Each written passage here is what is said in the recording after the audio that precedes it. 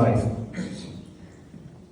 And a lot of you that do know me know I'm not very serious all the time, so I'm going to try to change that a little bit and be a little serious, but it's going to be pretty light, if that's okay, because I don't know if I get through it if I was very serious. So on that note, thanks to the family for asking me here today. I was told to read the eulogy, and then I started talking to the funeral director here today, and he says, "No, you're running the show."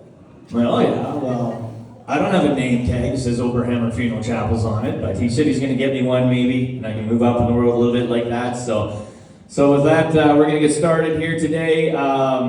When it comes to the Skeels family, ever since when I was born to when I graduated, to my wedding, to my kids,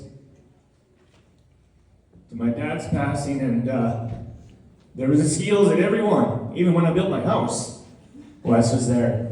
Skeels at everyone. So thanks for asking me to do this today. Just honored.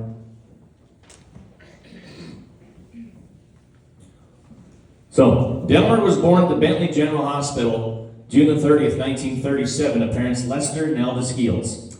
He had two older siblings, Louise and Gerald, and a younger sister, Thelma. Just so you know, I can't look at the family, I get all choked up. Not that they look bad, but I can't look down here at them, so I'm going to try to look at the screen or look at my paper or look at everybody up here. From then on, Delmer was raised on his forever home at Rimby, where he resided for the past 86 years, where the fourth generation continues to farm and ranch today. As a youngster, he enjoyed life on the farm and always had a wide variety of animals to care for. He took his schooling until grade 8 at Monte Vista School, until health issues and hearing loss forced him to quit. Despite his limited education, Delmer was very much an entrepreneur and was an incredible role model for his kids and grandkids that hard work and determination will get you where you need to go in life. As a young man, he had numerous part-time jobs, including some carpentry work with his Uncle Harold and his sons. He broke many horses, switched wells at the Rimby gas plant for some time, but farming was truly his passion and calling. He loved to dance and attended numerous country dances and was a best man at 6 weddings. It was at one of these dances when he met a beautiful young woman by the name of Joyce that swept him off his feet. October 4th, 1963, Joyce and Delmer were married, and he moved about 200 feet south to their new home on the family farm. They dairy farmed with his parents, Lester and Alda, until 1970, when they dispersed the dairy herd and went into beef cows. Over the years, the operation diversified. When the exotic cattle started to be imported into Canada, they supplied recipient heifers for numerous transplant centers. They raised registered Appaloosa horses, ran a small feedlot, fed horses, and developed an outstanding herd of commercial Simmental and Limousin cattle. Their family also grew, with son Stan, the tough one, born October 21st, 1964. Wes, the athlete, born January 11th, 1968. And Dan, the handsome one. The family wrote this. Born September 29th, 1971. As a family, they enjoyed numerous road trips, both as a family as well as special family and friends. Campouts and card games with the Rileys.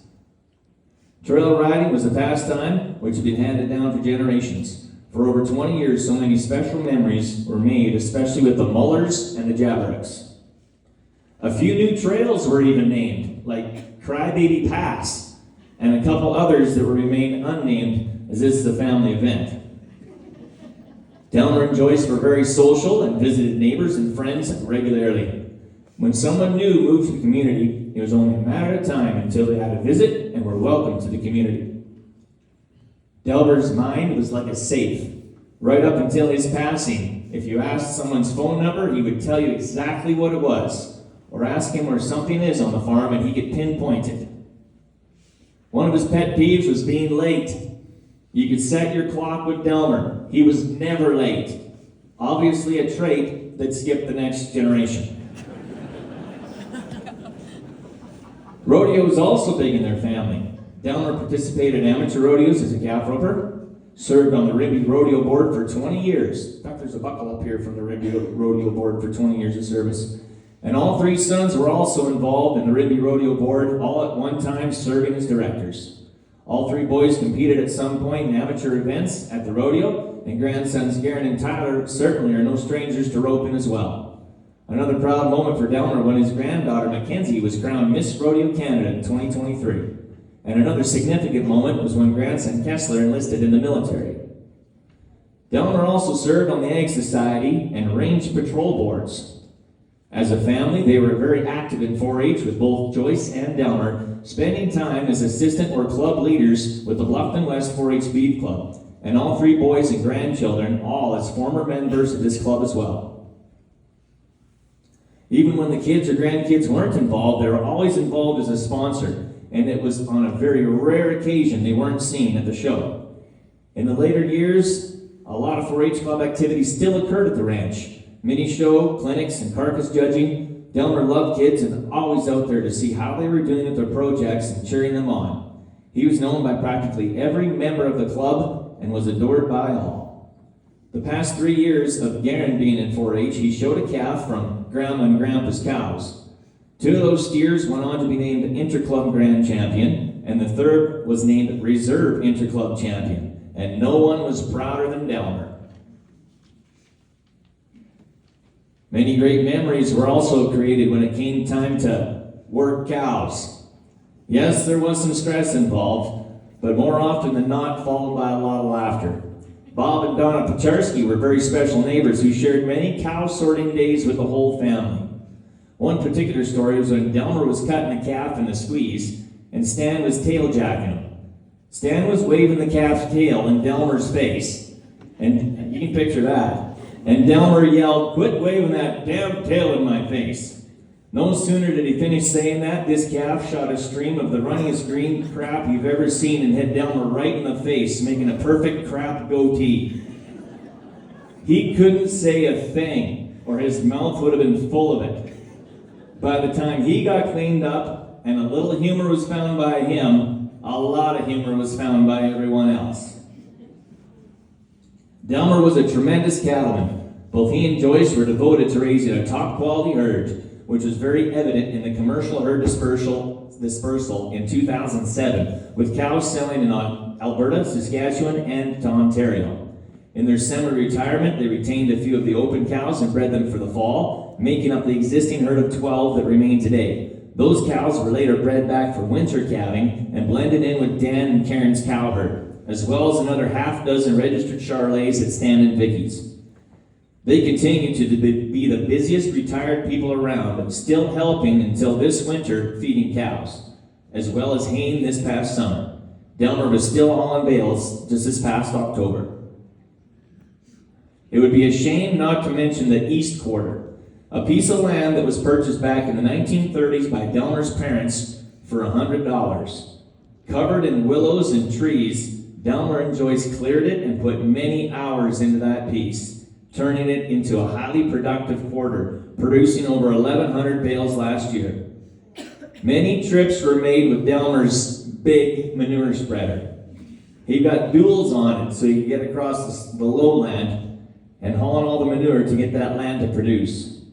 All 3 boys remember Delmer saying, "I wish my dad could see this quarter now." Tyler thought it would be appropriate to have Grandpa's big manure spreader on display. In later years, Delmer and Joyce enjoyed many bus trips across Canada and the U.S., creating many memories and friendships along the way. They loved to travel, and some days when they were caught up on work, it wasn't uncommon for them to go out just for a drive. The past few years, Delmer particularly liked driving out west to find the wild horses, which they did 4 days just before Delmer passed. One story that is hard to believe is that the fact Delmer never had a single traffic ticket in his entire life. One spring, they helped Dan and Karen deliver bulls to BC. They took Dan's truck, and a few days later, a photo radar ticket came in the mail, of course, to Dan. Dan called and asked if they were home. He had a special gift for Delmer.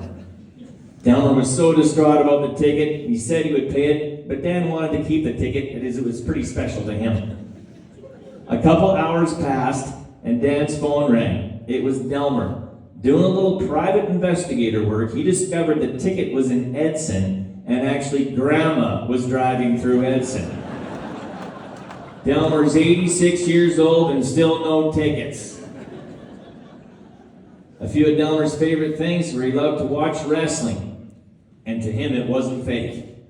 He loved watching Western movies, especially John Wayne. He loved helping test Grandma's pie. He was her biggest critic. Loved listening to old country music. Delmer could be singing with the oldies, and when you stepped into his tractor, prepare for the volume to be on max. A few special highlights included breaking a team of oxen to drive in the centennial year, being awarded the Farm Family Award, Ponoka County, 1987, as well as being recognized as a pioneer family in the Rimby area just this past June. Probably Delmer's biggest gifts were his grandkids. Many hours were spent with them at the fish pond Grandma and Grandpa built in their retirement, hunting gophers or trapping moles. He truly was a softie, as one day trapping moles with Mackenzie. They caught a baby mole. Mackenzie said, "But it's just a baby," and the mole was released. He would do anything for them and was so proud of them all and was so lucky to see them grow into the young adults they are today, chasing their dreams. He had his own special bond with each of them, and they will all fondly remember and look back on. Delmer was a family man, survived by his wife, partner, and devoted friend Joyce, as they celebrated 60 years of marriage just this past October. There was rarely a day they were apart. They were truly an incredible team. They loved, laughed, and fought together through thick and thin, and were tremendous role models for their family and their community. He was an incredible dad, hard but supportive. The boys were raised to be honest and hardworking. He didn't necessarily agree with all their choices, but always supported their decisions. Delmer survived by sons Stan, with Vicky, Tyler, Jody, Chelsea, and Keaton, son Wes, Leslie, Kessler, Cora, and Jesse, son Dan, with Karen, Mackenzie, and Corey, Garrett, and Trinity, sister Louise Sanderson, brother Gerald and May, as well as many numerous family friends and members. Special mention to Rick and Evelyn Sanderson for allowing Delmer and Joyce to practice their grandparenting skills with their kids, Crystal, Kim, and Tony, as well as two honorary grandkids, Gary Waldron and Mariah Rubik. Delmer was predeceased by his parents, Lester and Alda, sister Thelma, and many special aunts and uncles and friends. Delmer will be remembered as a farmer, a friend, hardworking and straightforward. He was very social and caring, and he will be deeply missed, but his memory will live on.